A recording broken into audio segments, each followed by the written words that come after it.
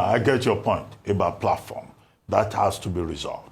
But I'm saying that any politician that comes to you and says, I'm going to do only one term, that's a sign of desperation. It will not work.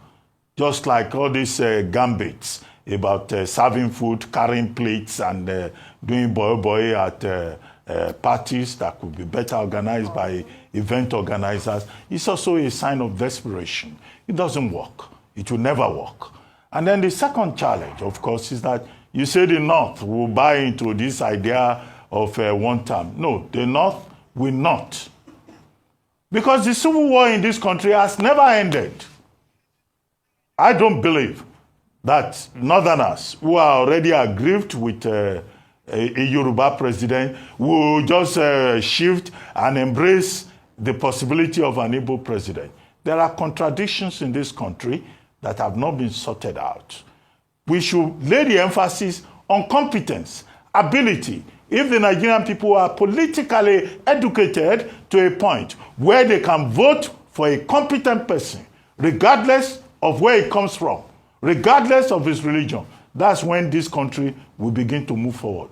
So all this, I will do one time, I will serve you food, I will give you agbado. No, please, that's not going to work. Wonder shall never end.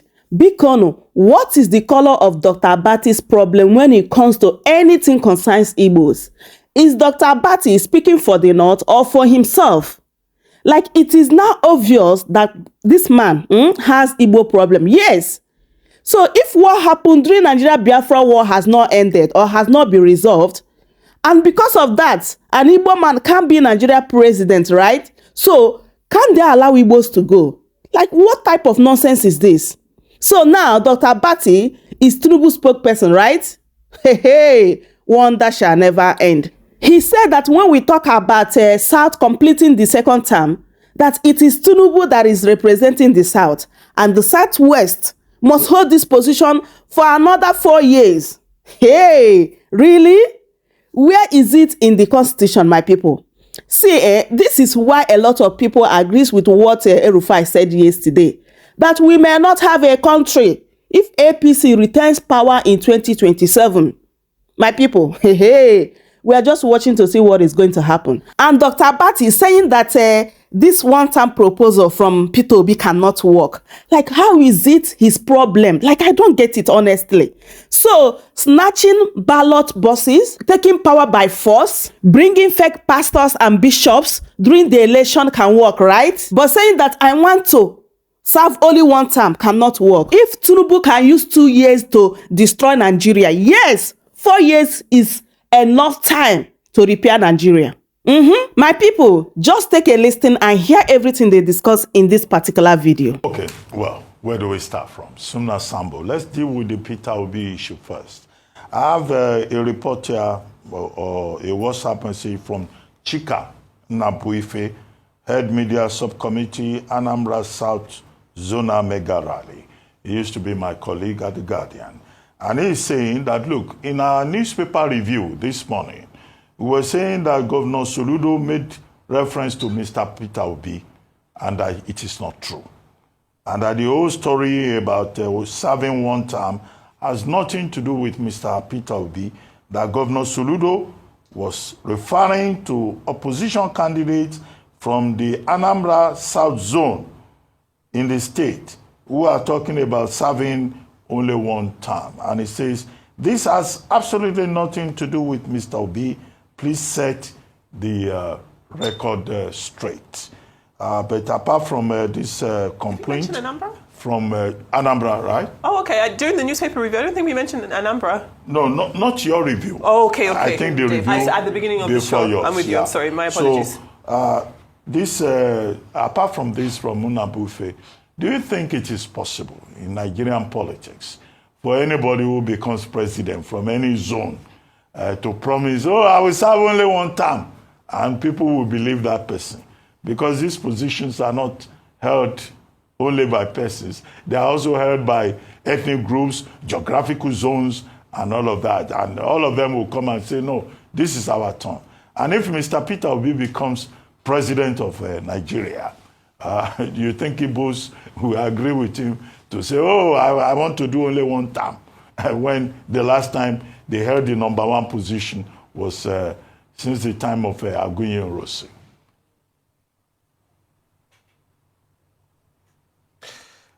Very interesting proposition by Mr. Peter Obi there. And then, of course, your question is very, very apt. There's always been this mutual distrust between Nigeria's ethnic groups, especially when it comes to the presidency. But like you have said, if he does come to power, it will be a different ballgame. But don't forget that your former boss, former President Goodluck Jonathan, then as president of Nigeria in 2010-2011, had proposed a single term of 6 years. Having seen how the presidency is being used like a football to be kicked around the 6 geopolitical zones, he has said that, look, if we want this country to move better and for us to achieve this rotational presidency, I think one term of 6 years will be better. And so that's the context from which I'm saying this proposition by the former Labour Party presidential candidate in 2023. And he's putting his integrity at stake. And, you know, it's like advertising. Peter Obi is pitching to the north and pitching to the rest of the country. But what I want to say is that Nigerians should critically take a look at it. They should give it a huge consideration, considering the challenges that we have right now. The Southwest itself, from which President Tinubu comes from, has enjoyed this Fourth Republic more than other component parts of the country. And I think Peter Obi was trying to direct that to other parts of Nigeria to take a critical look at it, because Obasanjo did 8 years. We've had Tinubu now completing one term, which will now make it 12 years by 2027. So if Peter Obi is able to, you know, put his integrity more at stake and reach out to the right stakeholders, he could actually pitch this in a better position that will make it look like the Southeast can conclude that 4 years that's left for Southern Nigeria and that he stands a chance. People should hold him by his integrity. Yes, of course, he actually did well in the last presidential election and his integrity is at stake. But the major problem that I have with him is not this pitching that he has brought in place. It's for the fact that he's confusing his followers, his supporters at the moment, because they don't know whether he's in ADC or he's still in Labour Party. And so that in itself, that he does not have a strong political vehicle that they can count on right now, is counting against him compared to this pitch. But this pitch that he has brought is a very, very perfect pitch. It aligns with what then President Goodluck Jonathan has said. And I think rational Nigerians who think politically and want the sustenance of this country should actually consider it, and they can hold the Southeast and Mr. Peter Obi to this one-term proposal. It's a very good proposal, conclude the 4 year of the South. But of course, then you have the biggest elephant in the house, President Bola Tinubu.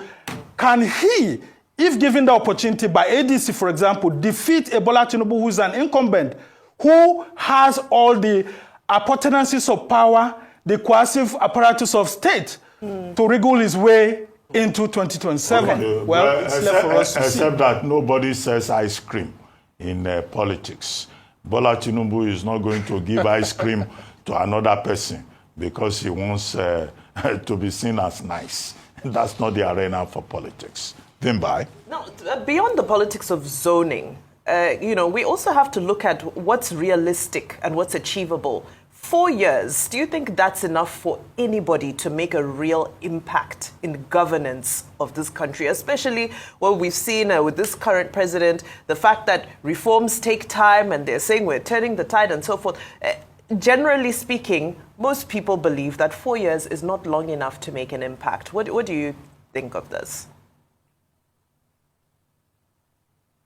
Well, I think Nigerians should actually do away with that mentality. Yes, it may not be enough, but if, for example, Peter Obi is coming to build on the reforms already put in place by President Tinubu, all he needs to do is to also introduce other reforms in other places. There's nowhere that is stated that you need 8 years. I mean, the people who framed the Constitution knew that there was going to be a time where presidents could only spend one term.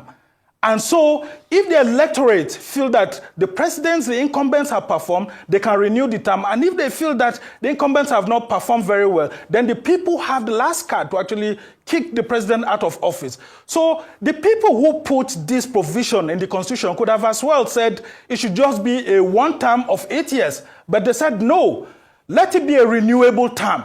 And so if you have someone who is really strong in reforms, who really wants to put the country first, I mean, take for example, former President Umar Musa Yar'Adua. He spent less than 4 years in power, about 2 years plus, and we are still talking about him today. The reforms he put in place, that, like for example, the amnesty program in Niger Delta, they are still ongoing.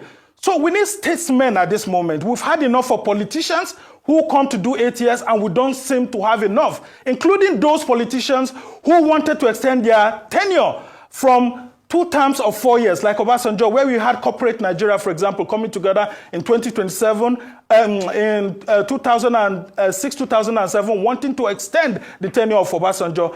If we want a reformist president, someone who just wants to put the country in good shape and then leave for the right leaders to come into place, I think we can do it. We can hold Peter Obi to his words, or even President Bola Tinubu, if his term is going to be renewed, hold him to some reformist agenda.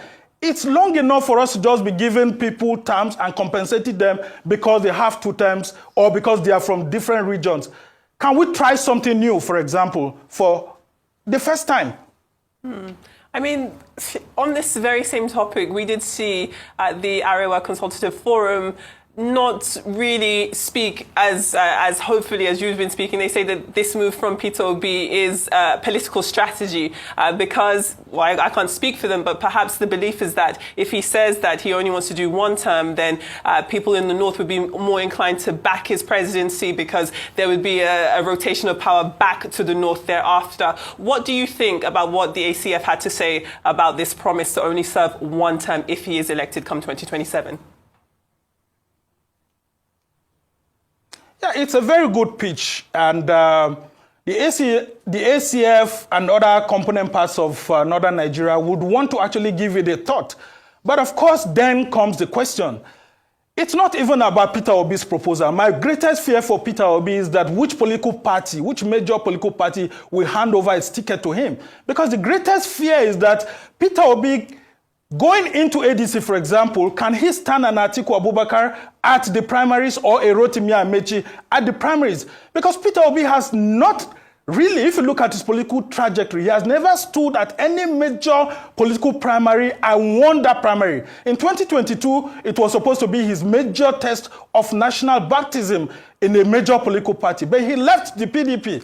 The other times he was just as governor in 2003, and of course, you know what happened with Ngige and all of that, and he came and he got a renewable time. So 2022 was supposed to be his major test, but he left PDP, went to the Labour Party, and of course, you know what happened, and the ticket was handed over to him. Now, if a bigger political party, he wants to represent that big political party, he would have to face the bigger guys, like for example, Rotimi Amechi or Atiku Abubakar.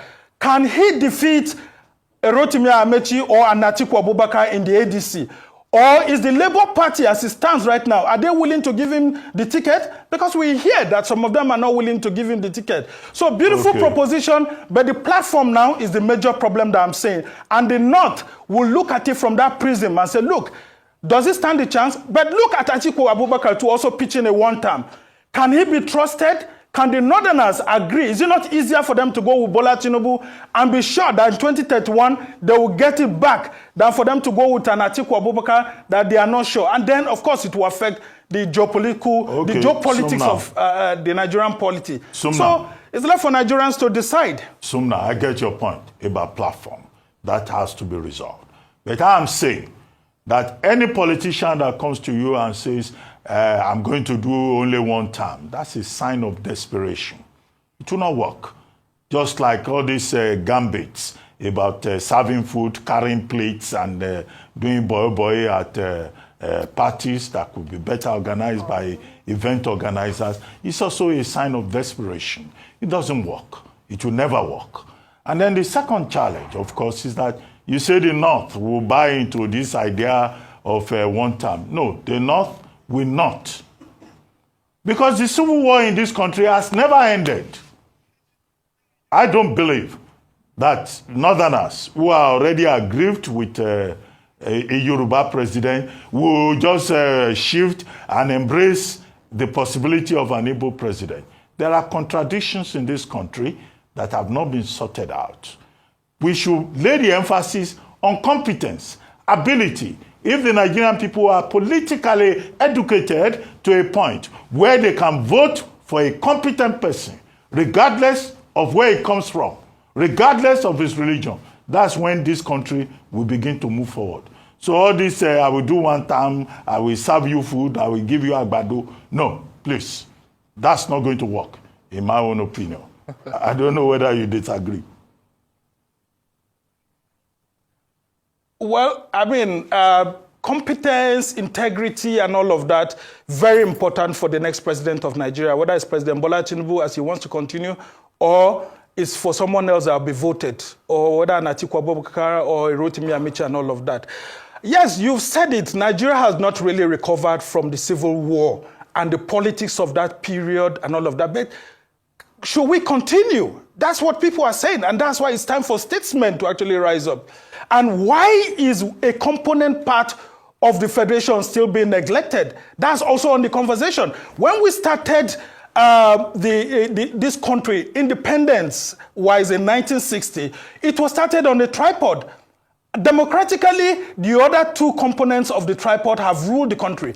So the debate will continue. Why is the third leg of the tripod being left behind? Eventually, we had a fourth tripod, which was the region that was carved out, the Midwest region that was carved out from the then old Eastern region. And the debate has been ongoing.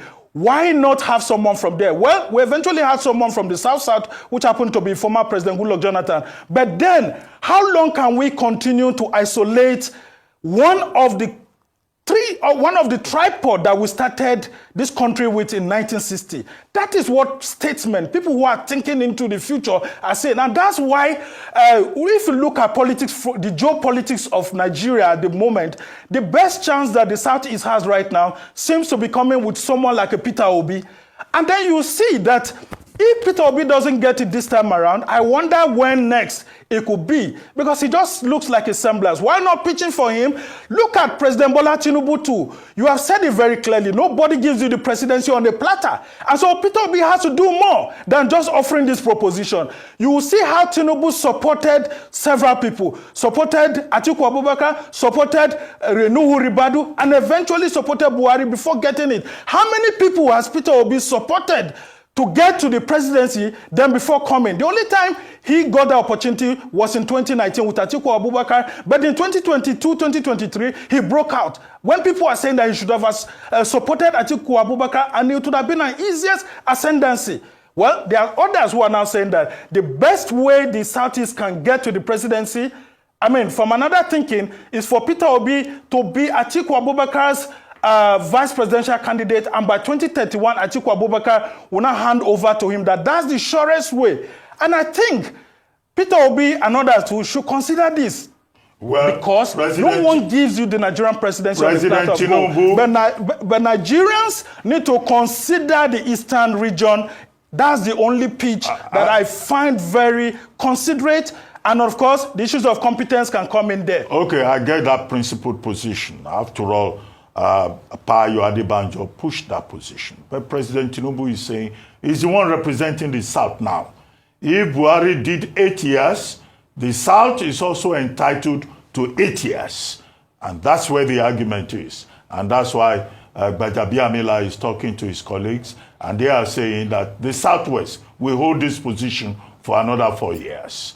So there are many sides to this conversation. Thank you very much, Sumna Sambo. Welcome to Shamra News TV.